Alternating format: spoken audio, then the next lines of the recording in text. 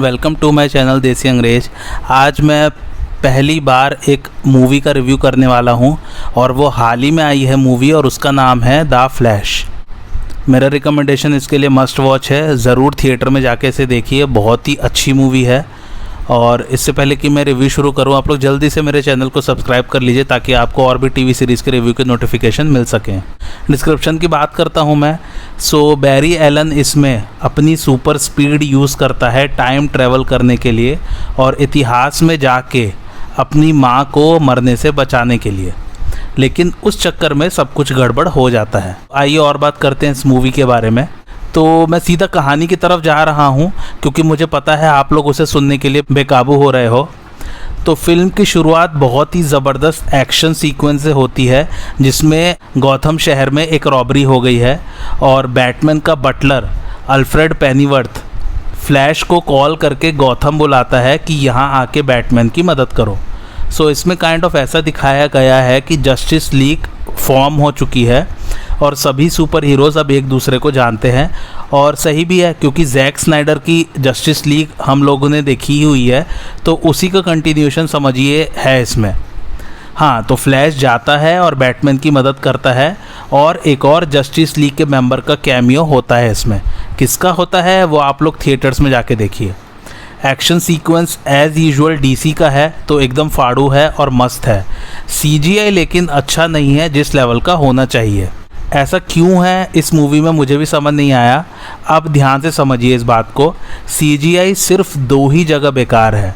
एक तो इसी वाले शुरुआत के एक्शन सीक्वेंस में फाइटिंग सीक्वेंस गज़ब है, लेकिन इसमें ना फ्लैश कुछ बेबीज़ को बचा रहा होता है तो वो बेबीज़ बड़े अजीब से दिखाए गए हैं सीजीआई में। बस इतना ही ख़राब है और कुछ नहीं। दूसरा ख़राब है लास्ट में मल्टीवर्स का कंसेप्ट दिखाते हैं तो उसमें अलग अलग यूनिवर्सेस दिखा रहे हैं, तो उसमें पुराने सुपरमैन, फ्लैश, बैटमैन और भी सुपर हीरोज़ दिखा रहे हैं, तो वहाँ उन सब के चेहरे बड़े अजीब से दिख रहे हैं। बस चेहरे वाला सीजीआई ही ख़राब है दोनों सीन्स में, डेट्स इट। बाकी पूरी मूवी में फ़ाइट सीन्स गज़ब के हैं। आई रिपीट, फाइट सीन्स के सीजीआई ख़राब नहीं है, सिर्फ दो इंस्टेंसेस पर चेहरे वाले सीजीआई ख़राब हैं, डेट्स इट। एनीवे आगे बढ़ते हैं कहानी में। तो एक्शन सीक्वेंस ख़त्म हो जाता है शुरुआत वाला। इसके बाद बैरी के पिता पर उसकी माँ के कत्ल का इल्ज़ाम है तो उन पर केस चल रहा है और जैसा कि हम सबको पता ही है इस बारे में।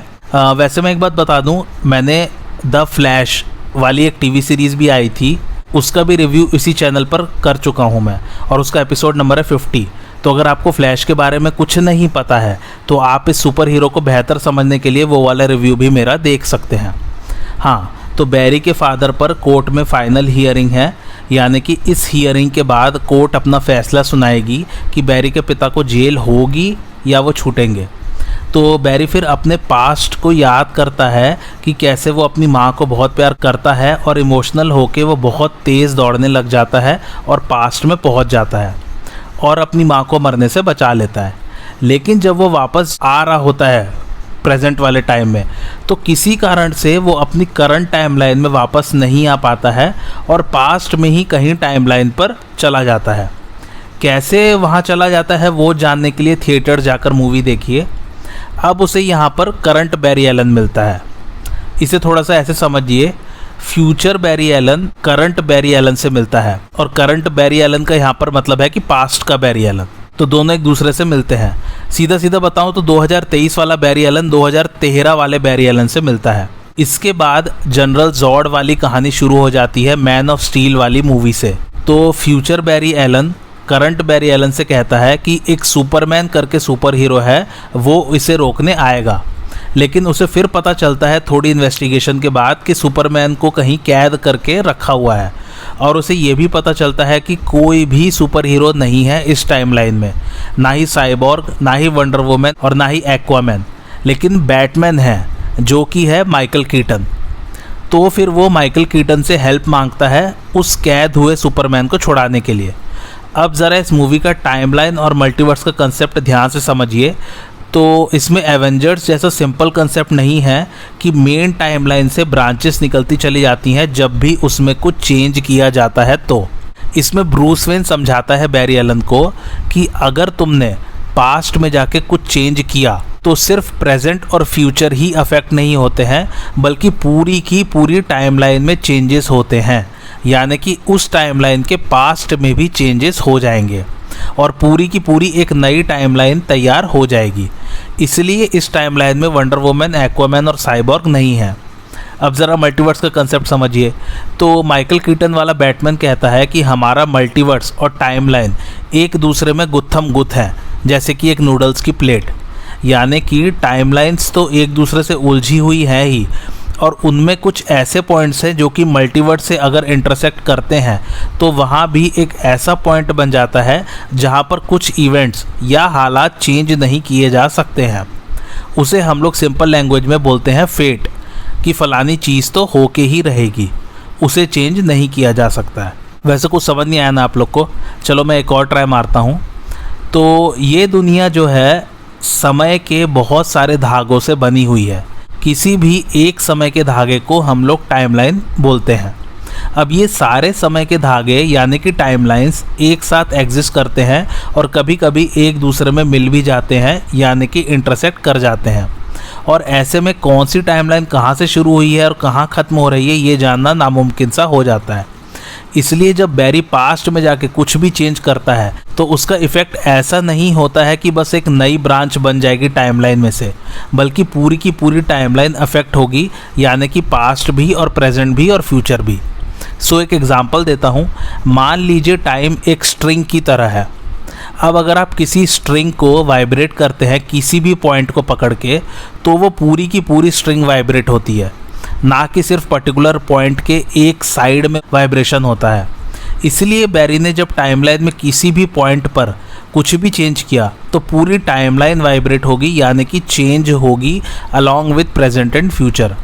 अब शायद ज़्यादा बेहतर तरीके से आपको समझ में आया होगा। इसलिए इस टाइमलाइन में बैटमैन बेन अफ्लेक से माइकल कीटन का हो गया है। अच्छा, फिर आता है फिक्स पॉइंट का कंसेप्ट, यानी कि कुछ इवेंट्स सभी टाइमलाइंस में सेम ही हैं और हमेशा रहेंगे। आप जितना मर्जी उसे चेंज करने की कोशिश करो, वो चेंज नहीं होंगे। जैसे कि ब्रूस वेन के माँ बाप का मरना, एक क्रिप्टोनियन का धरती पर आना, बैरी का फ्लैश बनना, ये सब फिक्स पॉइंट्स हैं। ये इवेंट्स होंगे ही होंगे। खैर, इसमें ना मल्टीवर्स का एक्सप्लेनेशन ज़्यादा अच्छे से नहीं किया गया है। सबसे पहले तो यही समझ नहीं आ रहा कि मल्टीवर्स के एग्जिस्टेंस का पता कैसे चला फ्लैश मूवी में। क्या बैरी जब पास्ट में तेज़ भाग के जाता है तो उसका भी मल्टीवर्स के एग्जिस्टेंस को सामने लाने में कोई योगदान है, या फिर कुछ और बात है? एनीवे, मल्टीवर्स डज एग्जिस्ट, जो कि मूवी में लास्ट में दिखाया जाएगा। शायद मल्टीवर्स का एक्सप्लेनेशन आगे आने वाली डीसी मूवीज़ में किया जाए, क्योंकि अब वार्नर ब्रदर्स का पूरा मैनेजमेंट डीसी यूनिवर्स को लेके बदल ही चुका है। एनीवे, आगे कहानी अब मैं नहीं बता रहा, आप थिएटर जाके देखिए। आगे बहुत ज़बरदस्त फाइट सीन्स आएंगे और लास्ट में सब ठीक हो जाता है या नहीं, जानने के लिए ये मूवी थिएटर में जाके देखिए। आइए अब थोड़ी सी प्रोडक्शन की बात करते हैं। तो फ्लैश के ऊपर मूवी बनाने का प्लान 1980s से चल रहा है। जी हाँ, आपने सही सुना, 1980 से। और इस प्रोजेक्ट में बहुत सारे राइटर्स और डायरेक्टर जुड़ चुके हैं और फिर छोड़कर जा चुके हैं। इसकी कहानी मोस्टली इंस्पायर्ड है कॉमिक्स की फ्लैश पॉइंट वाली कहानी से, जिसमें फ्लैश पास्ट में टाइम ट्रेवल करके जाता है अपनी माँ को बचाने के लिए। तो सबसे पहले 1980s में वार्नर ब्रदर्स ने जेफ लोएब को हायर किया था इसका स्क्रीन प्ले लिखने के लिए, लेकिन अल्टीमेटली कुछ हुआ नहीं इस मूवी का।